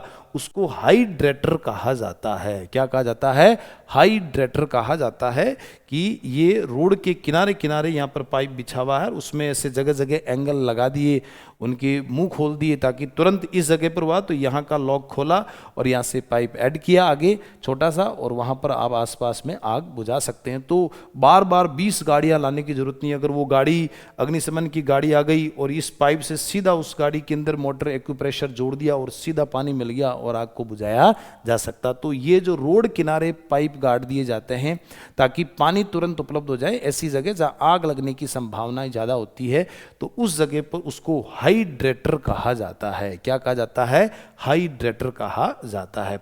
फिर देखिए ये गाड़ी तो है ही है, दमकल की जो गाड़ी हो गई, उसके अलावा मोटरयान। क्या हो गया? मोटरयान और परिवहन के अन्य साधन। अब जो अफसर जो कर्मचारी जो आते हैं जाते हैं है ना, विभागीय जो गाड़ियां होती है वो भी अग्निशमन संपत्ति में काउंट होंगी। उसके अलावा मैंने कहा ना कि जो दमकल कर्मी होगा वो वर्दी पहनेगा अपनी, देखो उसकी वर्दियां हैं, उसके फीते देखो 1 2 3 ऐसे फीते, तो उसकी रैंक जो है, उसके जो बैच हैं, ये सब जो हैं वो अग्निशमन संपत्ति में काउंट होंगे। वर्दियां और रैंक के जो बैच जो स्टार जो यहाँ पर लगे हुए हैं वो सब इसमें क्या होंगे? काउंट होंगे संपत्ति में। लेकिन कार्मिक नहीं होगा, कर्मचारी इसमें संख्या, कर्मचारी इंडिविजुअल होता है इसलिए वो इसकी संपत्ति में काउंट नहीं होगा। ठीक है, ये विशेष करके आपको ध्यान रखना है। अब देखिए निवासी क्या होता है, किसे निवासी कहा जाता है? निवासी की परिभाषा बहुत ही ज़्यादा व्यापक है कि जरूरी नहीं है कि व्यक्ति वहाँ 24 घंटे रहे। यदि उसका कारोबार वहाँ चलता है तो भी वह क्या है? निवासी है। कि जैसे कारोबार वहाँ चलता है, जैसे मान लीजिए मैं जयपुर नहीं रहता हूँ, मैं अजमेर रहता हूँ, लेकिन जयपुर में अगर मेरा कारोबार चलता, मेरी द्वारा बनाई गई कोई फैक्ट्री है वहाँ पर कारोबार चलता है, क्योंकि एक बिजनेसमैन होता है उसके कई जगह काम होते हैं, तो वो अपनी जगह पर अगर काम कर रहा है तो वो उसकी फैक्ट्री लगी हुई है, कोई मशीनरी लगी हुई है, वहाँ उसका कारोबार चल रहा, तब भी वो वहाँ का निवासी हो, क्योंकि नगर पालिका कोई भी नोटिस थमाएगी तो वो नोटिस थमाएगी तो उस कारोबारी के नाम से तो जाएगा, तो वो नाम का मतलब वो वहाँ का निवासी है। तो निवासी का मतलब किसी व्यक्ति का किसी जगह पर अगर कारोबार भी चल रहा है, वो भले ही वहाँ नहीं रहता लेकिन उस जगह पर अगर उसकी जमीन है तब भी वो वहाँ का निवासी होगा। आप यूँ समझिए कि गांव में आपका घर है, आपका खेत है और कमाने के लिए आप साउथ में चले गए मान लीजिए और वहाँ रहते हैं, और इसका मतलब ये थोड़ी है कि जो आपका मान लीजिए गांव है अब वो नगर पालिका में आ गया। अब इसका मतलब ये थोड़ी कि आप यहाँ के निवासी नहीं हैं। अब आपका जो छोटा सा कस्बा है मान लीजिए और वो नगर पालिका क्षेत्र में आता है, तो आप भले ही नहीं रहते हैं लेकिन आपकी संपत्ति वहाँ पर है, तब भी आप वहाँ के निवासी ही कहलाएंगे। तो देखिए स्वामित्व बनाम अधिभोग। अधिभोग का मतलब होता है एक तरह से मैं ये कह सकता हूँ कब्जा। अब कब्जा 3 प्रकार से लोगों के पास होता है। एक तो जैसे मान लीजिए मेरा घर है, तो एक तो स्वयं मालिक, मेरा घर है और उस संपत्ति उस घर में मैं खुद ही रहता हूं, तो यानी मेरा ही कब्जा है, यानी मैं अधिभोग कर रहा हूं। एक दूसरा होता है किराएदार। एक क्या होता है? किराएदार। किराएदार का मतलब क्या कि घर आपका है, मैंने किराया देकर उस घर में रह रहा हूं, तो इसका मतलब कब्जा मेरा 8%, उस घर पर मैं रह रहा हूं। कई लोग होते हैं कि किराया नहीं भी देते हैं और जबरदस्ती उस पर काबिज हो जाते हैं, तो 8% तो वो व्यक्ति रहता है। तो नगर पालिका को नोटिस देना, उस घर ने मान लीजिए टैक्स नहीं भरा, तो वो प्रॉब्लम मालिक और किराएदार की वो आपस में इंडिविजुअल करें, लेकिन उसमें जो काबिज रहता है वो व्यक्ति जिम्मेदार होगा। तो अधिभोग का मतलब ये नहीं है कि साहब आपकी जमीन है तो आप ही सब कुछ, जिस समय उसके ऊपर बैठा है वो काबिज व्यक्ति है, जिसके पास अनलिमिटेड जो कंट्रोलिंग रहती है उस दौरान कि भाई वो किसी भी प्रकार का वहाँ पर उस जगह पर कंट्रोलिंग व्यवस्था कर सकता है। तो देखिए मालिक, ऑनर, किराएदार दोनों ही तकनीकी रूप से निवासी माने जाएंगे। तो एक मैंने कहा ना कि आपका घर है, मैं किराए पे रह रहा हूँ, तो आप भी उसके ऑनर हैं, लेकिन मैं भी हूँ क्योंकि मैं उस जगह का अधिभोग कर रहा हूँ। तो नोटिस जो थमाया जाएगा वो उस घर में रहने वालों को थमाया जाएगा। मालिक और किराएदार आपस में इंडिविजुअल रूप से तय कर लो कि किसको देना है। लेकिन ये ध्यान रहे कि ऐसा नहीं कि नगर पालिका वाला किराएदार रहता तब किसको देवें साहब, पता ही नहीं है। तो वो अगर किराएदार को भी पकड़ा के चले गए और फिर नहीं दिया जा रहा तो कार्रवाई होगी, एक्शन होगा। कल को आप मकान मालिक ये नहीं कह सकते साहब मैं तो था ही नहीं, मुझे पता ही नहीं है। आप उस जमीन पर जो काबिज था उसको नोटिस थमा दिया गया है। तो अधिभोग का मतलब है कि जिसने जगह पर कब्जा कर रखा है वो अधिभोग वाला व्यक्ति कहलाता है। तो देखिए ये विशेष करके आपको ध्यान रखना है कि निवासी किसे कहा जाता है। निवासी का मतलब जिस जगह पर वो व्यक्ति रहता है और वो वहाँ का निवासी होगा। और मान लीजिए उसकी संपत्ति किसी और जगह है, भले वो वहाँ नहीं रहता फिर भी वो वहाँ का निवासी कहलाएगा। ये निवासी की परिभाषा है।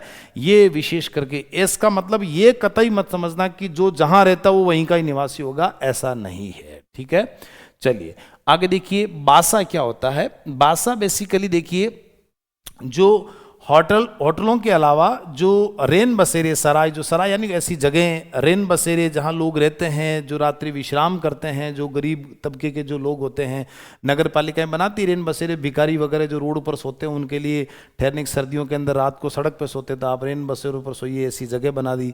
यात्रियों को न्यूनतम शुल्क पर छत है ना प्रदान करना। कुल मिला के मारवाड़ी में कहा होता है ना कि रात बासो लेनी साहब, है ना, कि जैसे अजमेर में जाओगे तो दरगाह के अंदर ख्वाजा मोइनुद्दीन चिश्ती साहब का जो दरगाह में जो उर्स का मेला जो भरता है, तो वहाँ हिंदुस्तान भर से, विदेशों से जो लोग आते हैं, लाखों की संख्या में आते हैं, रहने की जगह नहीं, तो लोग अपने घर की छतें जो होती है ना, एक एक बिस्तर जहाँ सोने की जगह होती है, वो उनके रात रात भर के हजार हजार रुपए किराए लेते हैं। आप पुष्कर चले जाइए, मेला होते हैं, लोग वहाँ रात्रि में होटल मिलते नहीं हैं वहाँ पर, अब रहेंगे कहाँ आप। तो उस दौरान रात्रि किसी के घर पे आप ठहरते हैं, वहाँ पर केवल सोने की एक जगह ज़मीन पर बिस्तर दिया जाता है, आप सो लीजिए, वहाँ पर आपको 1000 रुपये आपको किराया देना पड़ेगा। अभी जैसे खाटू श्याम जी का इतना बड़ा मेला लगता है जिसमें कई धर्मशालाएं वगैरह उसमें होती है, लोग है ना छतों पर किस जगह पर रहते हैं। तीर्थ यात्रियों और यात्रियों का वास की सुविधा की, जहाँ कोई तीर्थ स्थान है वहाँ पर लोग जाते हैं, रात्रि विश्राम करते हैं, अपनी एक दिन का किराया देते हैं, वहाँ से वापस आ जाते हैं, उसको बासा कहा जाता है, लोडिंग हाउस कहा जाता है। कहते हैं ना रात बासो निकालनी साहब, एक रात ही तो निकालनी है साहब। तो रात जिस जगह निकालते हैं, तीर्थयात्री घूमने खूब जाते हैं, रात बासा निकाल के किसी दर्शन किए, थक गए, शाम को वहीं सो गए, सुबह उठ के वापस आ गए, तो उसी को क्या कहा जाता है, बासा कहा जाता है। होटलों के अलावा, होटल्स नहीं होंगे, होटल एक प्रोफेशनल बिजनेस के अंदर क्या हो गया, काउंट हो गया, उसको बासा में काउंट नहीं किया। उसके अलावा रेन बसेरे ये नगर पालिका द्वारा, नगर निगम, नगर परिषद के द्वारा बनाई हुई कुछ संस्थाएं होती है जिसमें ये सड़कों पर सोने वाले जो भिखारी होते हैं, जो रात्रि में परेशान रहते हैं, उनको ठहरने के लिए कि आप यहाँ पर ठंड के अंदर आप वहाँ बाहर ना सोकर यहाँ सो जाइए, ठीक है ना।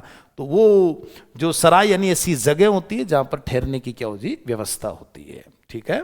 चलिए नेक्स्ट देखिएगा, जीव चिकित्सा अपशिष्ट, बायोमेडिकल वेस्ट क्या होता है, मानवों और पशुओं के निदान, उपचार और प्रतिरक्षण के दौरान पैदा हुए अपशिष्ट।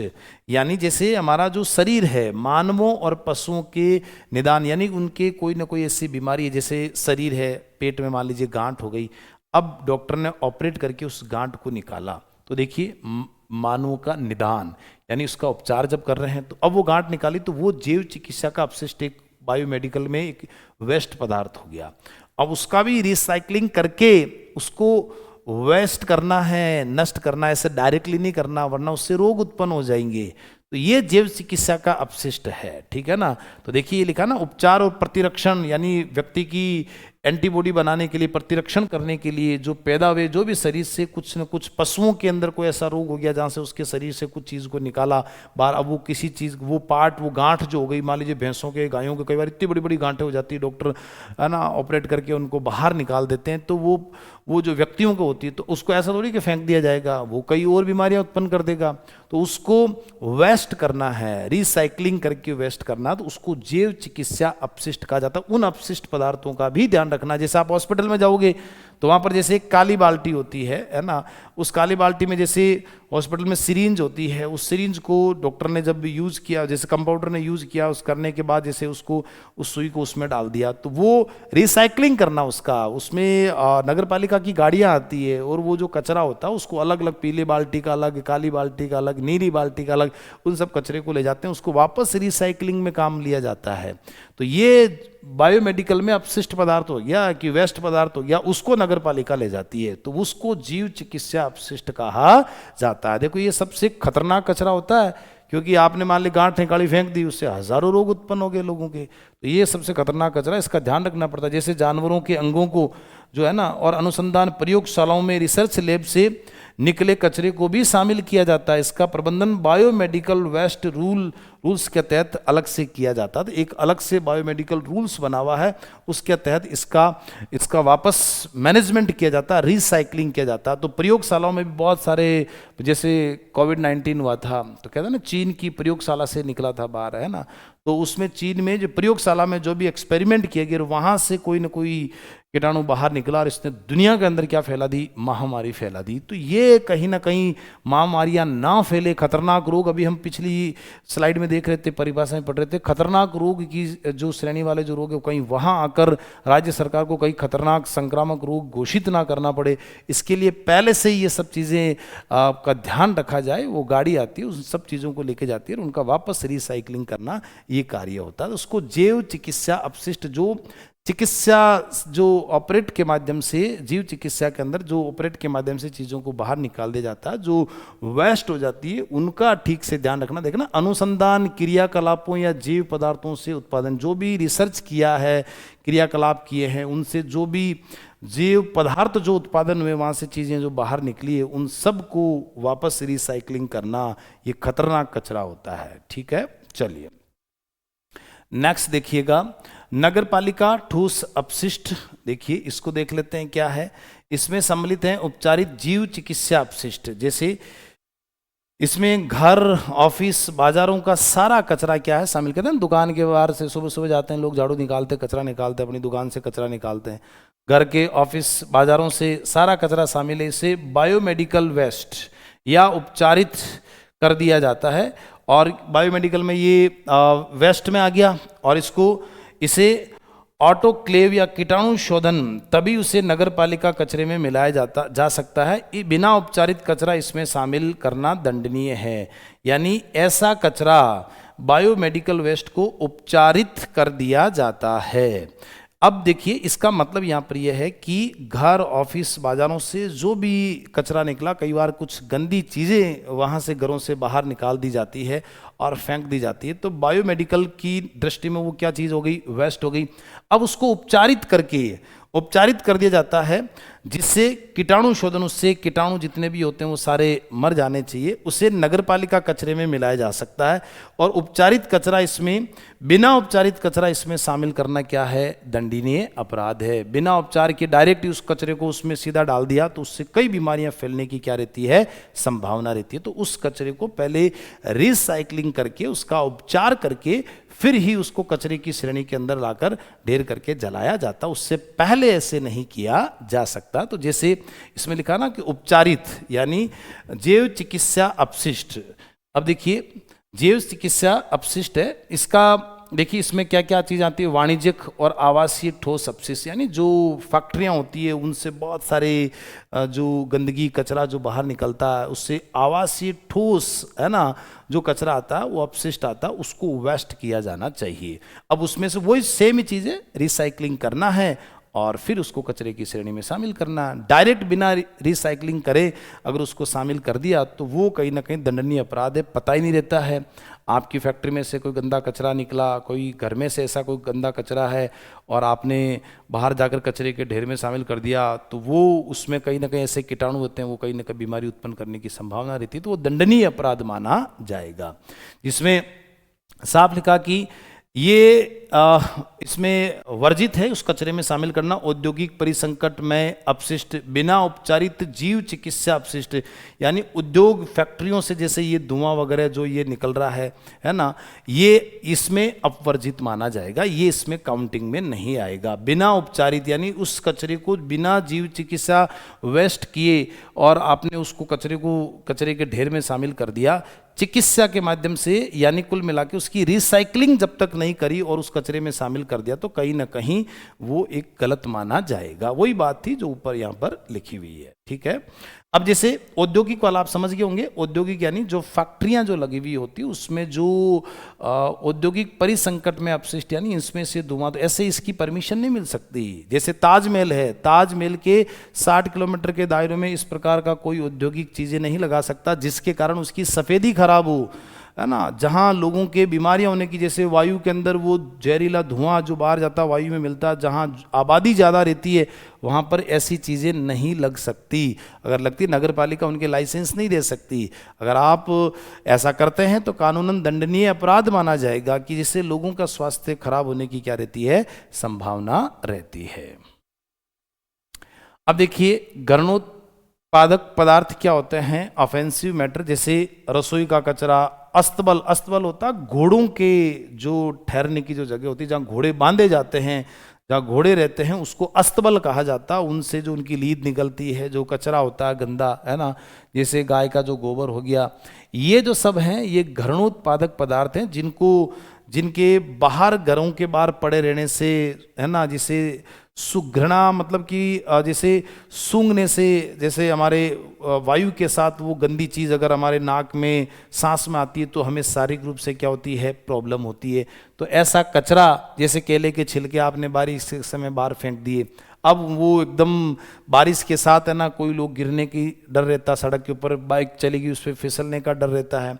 उसके अलावा वो कचरा जैसे मान लीजिए देखो गलित या सड़ने वाला पदार्थ, कोई ऐसा एप्पल है, टमाटर है, आपने मान लीजिए बाहर फेंक दिया, उसमें कई सारे छोटे छोटे से बारिश में भीग गए और उससे रोग कीटाणु मच्छर पैदा हो गए, फिर वो लोगों को काटते हैं, उससे लोगों के बीमारियां होने की संभावना रहती है। तो ये घरणोत्पादक पदार्थ होते हैं, इसमें मल सम्मिलित नहीं, क्योंकि वो सीवरेज में आता है, वो उसमें डायरेक्टली खुले में नहीं आता, वो नाली के माध्यम से उसमें जाएगा। तो लिखिए ये ध्यान रहे कि रसोई का कचरा, अस्तबल का कचरा, जो घोड़ों के बांधने का जो उनका जो लीद वगैरह होती है वो इसमें शामिल होती है, गोबर होती है, सड़ने गलने वाले टमाटर, एप्पल, जितने भी कोई फ्रूट वगैरह हो गया, कोई सब्जी हो गई, आपने बाहर फेंक दी, वो घरणोत्पादक पदार्थ है जिसके कारण लोगों का स्वास्थ्य खतरे में पड़ता है। उन पर नगर पालिका काम करती है, साफ सफाई का पूरा काम करती है, लोगों को मोटिवेट करती है कि आप ये नहीं फेंके। एक नगर पालिका का एक ट्रॉली बनी हुई हो तो उसमें ले जाकर आप उस कचरे को डालें ताकि लोगों को बीमारी से बचाया जा सके। इसके लिए वो ट्रॉली की व्यवस्था करना, घर घर गाड़ियां कचरा लेने के लिए क्यों आती है, स्वच्छ भारत मिशन के तहत सरकार करोड़ों रुपए खर्च करती है, करोड़ों रुपए खर्च करती है। आपके घर के बाहर गाड़ी आकर माइक लगाकर कहती है स्वच्छ भारत अभियान, तो घर से बाहर निकलिए, कचरे वाले भैया आ चुके हैं, आप अपने घर से बाहर कचरा लाइए, ताकि ये सब चीज़ें सड़क पर नहीं आए, साफ सफाई रहे। वो नगर पालिकाएं कितनी गाड़ियां वहां पर लगाती है, ठीक है।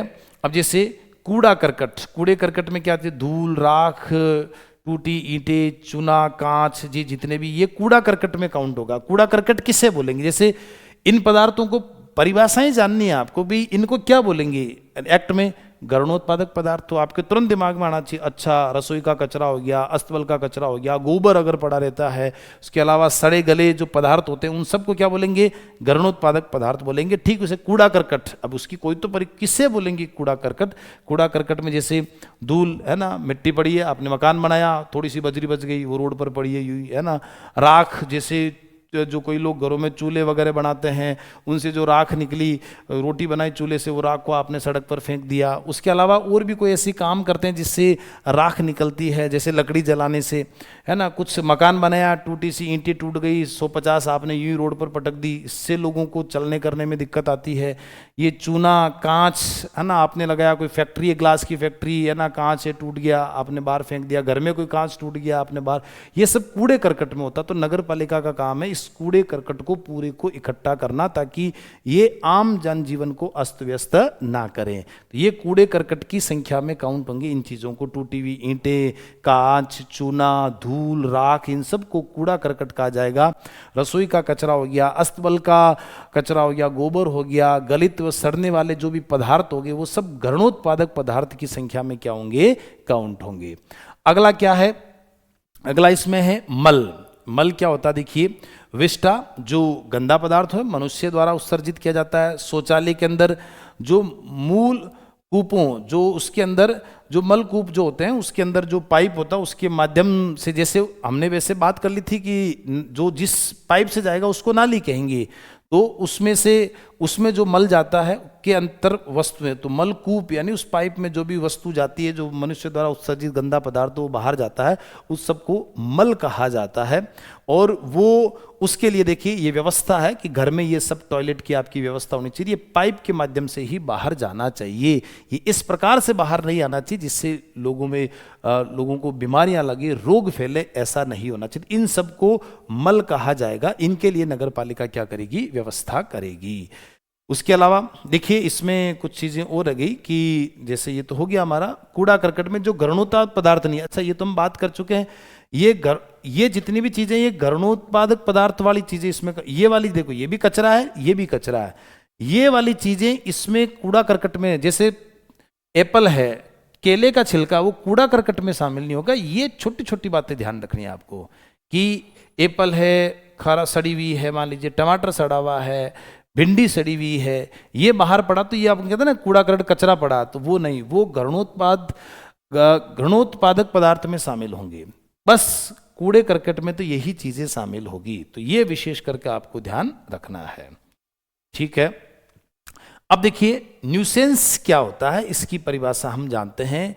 कोई भी ऐसी गतिविधि जो किसी भी व्यक्ति के सुख सुविधा के अधिकार का हनन करे। आप घर में सो रहे हैं, घर के बाहर कोई डीजे लेकर जा रहा है और फुल डीजे बजा रहा है, तो उसकी जो वायलेंस, जो आवाज़ आई, उससे आपकी नींद खराब हो रही है। आप कह रहे हैं कि न्यूसेंस नहीं है क्या, ऐसे कैसे बजा रहे हैं। घर में कोई हार्ट का पेशेंट है, उसके हार्ट की प्रॉब्लम है, छोटा बच्चा है, एकदम डीजे की बैस इतना भारी है कि उसके कारण बच्चे की हार्ट बीट पर इफेक्ट पड़ रहा है। तो ऐसी कोई चीज़ें, जैसे देखो छोटी सी है दृष्टि, जैसे गंदे होर्डिंग्स, कुछ लोग ऐसे पोस्टर लगा देते हैं जगह जगह, कुछ ऐसे होर्डिंग लगा देते हैं जिसमें कुछ अश्लीलतापूर्ण चीज़ें होती है, जिसको देखने से ही अजीब लगता है, तो वो सब क्या न्यूसेंस है। ऐसे कैसे लगा दिया फोटो, पता ही नहीं है क्या है ना, समाज सोसाइटी में कैसे रहना है। मलबे के ढेर हैं, कई लोग होते हैं कई जगह कोई काम किया और वहाँ से जो भी मलबा उनके घर के, जैसे घर में मान लीजिए कोई ये दीवार है, मान लीजिए इसको तोड़वा कर ठीक करा गया, तो इससे जो मलबा निकला बाहर रह जाकर फेंक दिया, तो वो लोग कहते हैं कि देखते समय कहते हैं घर के बाहर ढेर पड़ा है ना, इसको आप ठीक नहीं किया, न्यूसेंस है ना, तो इस मलबे को, ढेर को घरों के बाहर नहीं रखना है ना। उसके अलावा जैसे घ्राण, घ्राण का मतलब होता है जो नाक जो होता है ना, उसमें अगर कोई बदबू जाती है तो ये घ्राण यानी नाक है ना, कि खुले नाले की बदबू है ना। कई लोग होते हैं अपने जो वॉशरूम का जो पाइप होता है आगे जाकर ऐसे घर के बाहर तक तो ढक दिया, आगे ले जाके खोल दिया, अब वो आगे के जो घर वाले वो परेशान हो रहे हैं, तो उस खुले नाले की बदबू से परेशान होते हैं। वो हवा जिस तरफ जाती है उनके घरों में बदबू आती है, तो एकदम उनको मतलब ऐसे बुरा फील होता है, तो कह रहे क्या न्यूसेंस है। यानी सुख सुविधा के अधिकार, मेरा घर है शानदार बंगला और पास वाले ने मेरे घर की तरफ पाइप कर रखा, अपने मल मूत्र का जो पाइप है उसकी बदबू मेरे घर की तरफ आती है, तो फिर सुख सुविधा में तो हनन हो ही रहा है। उसके अलावा श्रवण, रात में मैंने बता ही दिया, लाउड स्पीकर का शोर है ना, घर 10 बजे बाद भी लोग बजा रहे हैं, आपके एग्जाम है सोने ही नहीं दे रहे हैं है ना, शादी है पास वाले घर में 4 बजे तक सुबह बजा रहे हैं, तो लोग परेशान हो रहे हैं, तो आपकी सुख सुविधा में क्या आ रही है, दिक्कत आ रही है। तो ये विशेष करके आपको ध्यान रखना है कि न्यूसेंस जो होता है ये सुख सुविधा में आपके प्रॉब्लम क्रिएट जो व्यक्ति करता है उसको न्यूसेंस कहा जाता है। जैसे नाक में सूंघने में अगर कोई नाले की बदबू आ रही है तो न्यूसेंस माना जाएगा। दृष्टि में अगर हम देखें गंदे होर्डिंग्स लगा दिए, कहीं ने मलबे के ढेर पड़े हैं, उसको दृष्टि देखने में बहुत बुरा लग रहा तो उसको न्यूसेंस कहा जाता है। लाउड स्पीकर लोगों ने लगा दिए, डीजे लगा दिए, इससे लोगों को प्रॉब्लम होती है, तो वो सब क्या होता है, न्यूसेंस में क्या होता है, काउंट होता है। ठीक है ना, ये न्यूसेंस की परिभाषा रहेगी। ठीक है ना, अब जब भी हम एक्ट पढ़ेंगे न्यूसेंस शब्द आएगा तो तुरंत आपके दिमाग में आना चाहिए, अच्छा लाउड स्पीकर वाली बात थी, वो नाले की बदबू वाली बात थी, गंदे होर्डिंग थे, मलबे के ढेर थे, वो सब न्यूसेंस में आएंगे, जिसको देखने से, सुनने से और सूंघने से हमें बहुत सारी प्रॉब्लम होती है, वो सब चीजें न्यूसेंस के अंदर क्या होगी, काउंट रहेगी। अब देखिए अधिभोगी जो ऑक्यूपायर जो होता है, ये वर्तमान में जो व्यक्ति संपत्ति का लाभ उठा रहा, मैंने अभी थोड़ी देर पहले बताया कि इसमें क्या वो व्यक्ति, यदि कोई व्यक्ति बिना किराए दिए, है ना, रेंट फ्री जो है ना, बिना किराए दिए भी किसी मकान में रह रहा है, तो नगर पालिका नोटिस या सफाई शुल्क के लिए उसे ही अधिभोगी मानकर उत्तरदायी ठहराया जा सकता। कुल मिला के अभी थोड़ी देर पहले हमने अधिभोगी का देखा कि जिस जगह पे जो व्यक्ति रहता है वो अधिभोगी कहलाएगा, चाहे वो खुद उस मकान का मालिक हो, चाहे उसमें किराएदार हो, चाहे भले वो किराया भी नहीं दे रखा, कब्जा करके बैठा है, नगर पालिका को मतलब नहीं है, जो उस जगह को भोग रहा है, उस जगह में रह रहा है, वो व्यक्ति उसके लिए उत्तरदायी होगा। सीधी सी बात है। तो अधिभोगी का मतलब है यदि कोई व्यक्ति बिना किराए दिए भी किसी मकान में रह रहा है तो नगर पालिका उसे ही नोटिस देगी। सफाई का शुल्क जैसे 100 रुपये हर मंथली शुल्क होता है, नगर पालिका की गाड़ी आ रही है लेने के लिए, कचरा लेने के लिए आ रही है, नालियां सफाई करने के लिए कर्मचारी जो लगाए जा रहे हैं, तो ये साफ सुथरी सी बात है, भैया इसका 100 रुपये शुल्क देना। आप बोल दो मैं तो मकान मालिक नहीं, मकान जिसका उससे ले लो, उससे नगर पालिका वाले ढूंढने जाएंगे क्या? जो उस समय जिस जगह का प्रयोग कर रहा वही उसका नोटिस उसी को दिया जाएगा अधिभोगी, वरना वो दंड का पात्र होगा, वो अपराधी की श्रेणी में माना जाएगा। जो वर्तमान में संपत्ति का लाभ उठा रहा है, इसमें किराया मुक्त अभिदारी भी शामिल है। जो किराया नहीं दे रहा वो तो यूं ही रह रहा, दोस्त के नाते रह रहा, उससे कोई मतलब नहीं, जो रह रहा वो अधिभोगी कहलाएगा। अपनी स्वयं की भूमि में रहने वाला व्यक्ति स्वामी भी अधिभोगी है। खुद का मकान है, आप खुद रह रहे हैं, तब भी जो जिस उस पर जमीन पर जो व्यक्ति ने जिस मकान पर जिसका कब्जाधारी जो व्यक्ति है, बस वो ही व्यक्ति क्या कहलाएगा, अधिभोगी कहलाएगा। ये अधिभोगी की परिभाषा। अधिभोगी आते ही आपको समझ में आना चाहिए कि मकान में जो व्यक्ति रह रहा है वो उसका जिम्मेदार है, चाहे वो मकान मालिक है, चाहे वो किराएदार है, चाहे वो कब्जा करके जबरदस्ती बैठा है, वो ही व्यक्ति अधिभोगी होगा। उस जगह में जो भी नगर पालिका की सफाई का शुल्क जो लगेगा उसी व्यक्ति को देना पड़ेगा जो उस समय उस घर में रह रहा है। ठीक है, उसको अधिभोगी कहा जाता है।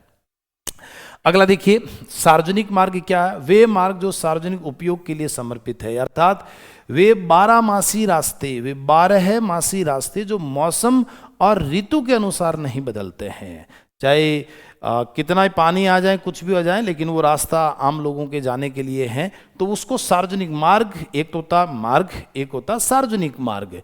सार्वजनिक मतलब जो आम जनता के आवागमन का अधिकार, जैसे ये आम जनता, देखो हमने कुछ ग्राफिक्स के माध्यम से आपको समझाया है कि जिस पर जनता को आवागमन का अधिकार है। किसका अधिकार है? आवागमन का, आने और जाने का अधिकार। उसमें कोई रोक टोक नहीं है, कोई ये नहीं कह सकता ये सड़क मेरी निजी, आप इधर से नहीं आ सकते।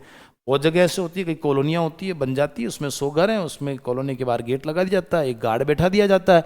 आप अंदर जाओगे तो पूछेंगे आप कौन, तो आप कहोगे मैं फलाने से मिलने आया, तो आप जा सकते हैं। अगर वो कहते हैं, अगर उनको लगता है कि कुछ बाहरी व्यक्ति है ये यूं ही घूम रहा, तो अलाउ नहीं है भैया। आप बोल दोगे साहब ये तो सड़क बनी हुई है मैं तो जाऊँगा, नहीं, ये कॉलोनी पैक है। तो कॉलोनाइजर, कई लोग ऐसे बड़े शहरों के अंदर ऐसी कॉलोनियाँ भी होती है, तो जिस पर जनता के आवागमन का क्या है, अधिकार है, जिसे सार्वजनिक निधियों, है ना, गवर्नमेंट फंड से समतल, पक्का या मरम्मत करवाया है।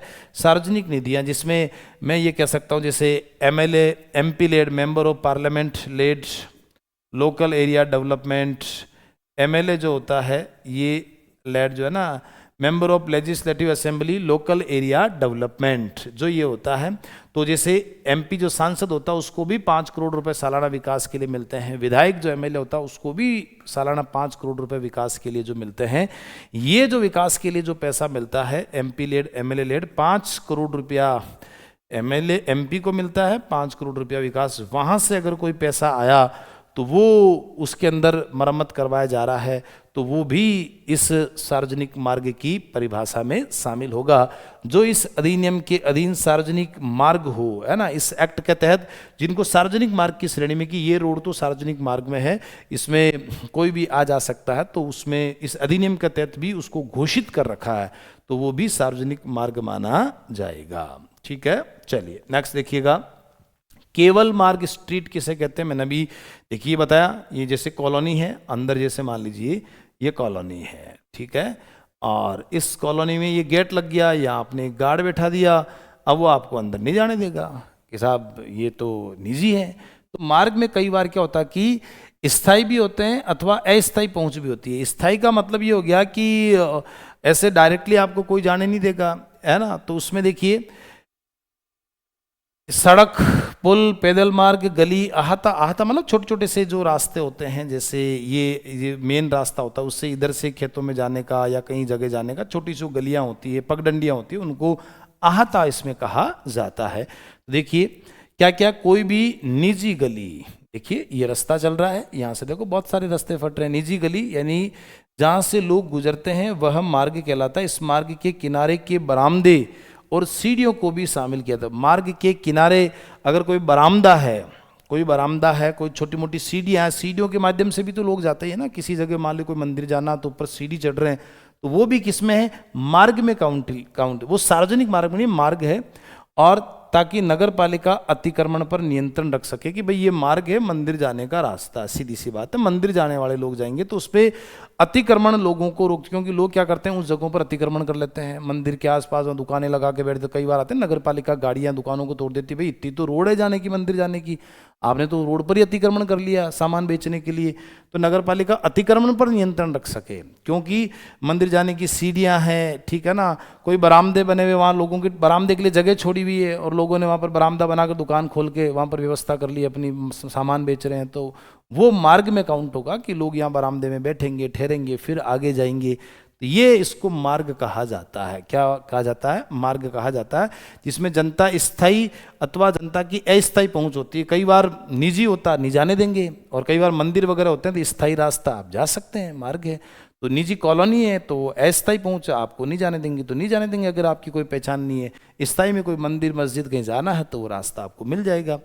अब देखिए इसमें सड़क भी आती है, पुल भी आते हैं, पैदल मार्ग भी आते हैं, गलियां आती हैं, छोटे छोटे से अंदर गली के अंदर भी पगडंडियां जो आती है, आते, ये सब इसमें क्या होते हैं? मार्ग में ही क्या होते हैं? शामिल होते हैं। सड़कें मतलब सार्वजनिक सड़क नहीं, छोटी छोटी सी सड़कें होती हैं जो कॉलोनियों के अंदर बनाई जाती है, उन सड़कों की बात चल रही है।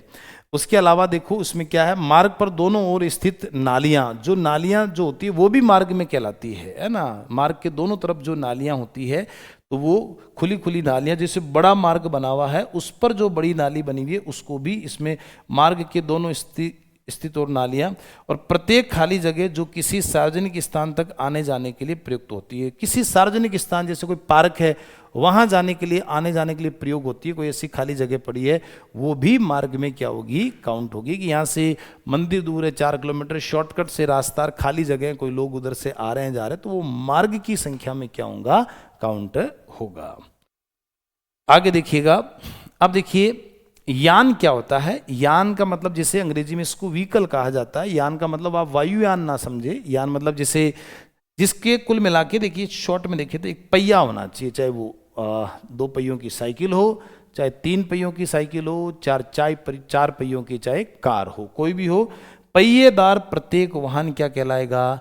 व्हीकल कहलाएगा, यानी यान कहलाएगा। यानी साइकिल, 3 पहियों की साइकिल यानी 2 पहियों की साइकिल, ठीक है ना। उसके लिए स्वचालित मोटर कार यानी ये हमारी कार हो गई।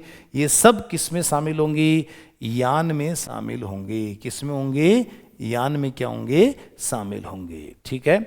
अब देखो बहुत सिंपल सी बात है कि वहां यान शब्द आते, आपको पहिए वाला कोई भी वाहन हो गया, चाहे वो 2 पहिए का, चाहे वो 3 पहिए का, चाहे वो 4 पहिए का, वो सब यान की। ताकि इससे क्या, इसका यान को पढ़ने से क्या मतलब है कि जैसे मान लीजिए कोई सार्वजनिक मेला लगा, ठीक है ना, कोई प्रदर्शनी लगी, उस पर मान लीजिए लोग आ रहे हैं, भीड़ आएगी, तो नगर पालिका वहाँ पार्किंग की व्यवस्था करेगी कि भाई इतने वाहन आएंगे, इतने यान वहाँ पर आएंगे। अब आप बोलोगे साहब 4 व्हीलर की व्यवस्था कर दी, अब आप साइकिल को काउंट ही नहीं करोगे यान में, तो साइकिलें मान लो जो 500 साइकिलें आ गई, फिर उनको कहाँ खड़ी करोगे आप?